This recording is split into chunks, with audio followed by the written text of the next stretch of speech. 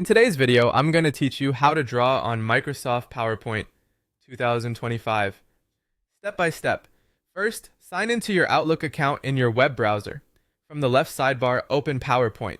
This takes you to PowerPoint for the web, which is perfect for quick sketches and annotations during a presentation. On the Start screen, select Create Blank Presentation so we have a clean slate to work with. Once your presentation opens, make sure you're on the Home tab. If you see any placeholders on the first slide, let's set the slide to a clean canvas. Still on Home, choose Slide Layout, then pick Blank. This removes title boxes so your drawing has plenty of room. Now, switch to the Draw tab. Here you'll find pens, highlighters, and tools designed for freehand drawing. Choose a drawing tool that suits your style. You'll notice color swatches and thickness options right above. Select a color and adjust the thickness so your lines are as bold or subtle as you need. A quick tip. Thinner strokes are great for fine details, while thicker strokes make headings or emphasis stand out. Start drawing directly on the slide. Click and drag with your mouse, or, if you have a touchscreen or stylus, draw naturally as you would on paper. If you need to refine your strokes, you can change your pen color or thickness at any time. Just reselect the pen and adjust the settings.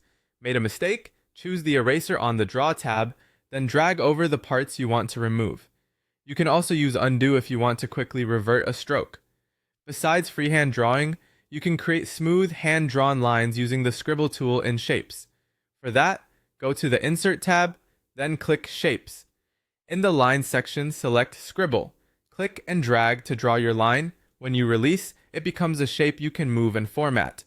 While you're in Shapes, you can also choose standard shapes like rectangles, circles, arrows, and callouts. Click and drag on the slide to draw the shape to the size you want. After placing any shape or scribble, you can edit it easily. Use the handles to resize or rotate. Open the shape formatting options to change the fill color, add or adjust the outline, and apply effects such as shadows or glow to make elements pop. Matching your pen color to your shape outlines can help keep your visual style consistent across slides. That's it. Now you know how to draw, annotate, and shape your ideas in PowerPoint for the web quickly and clearly.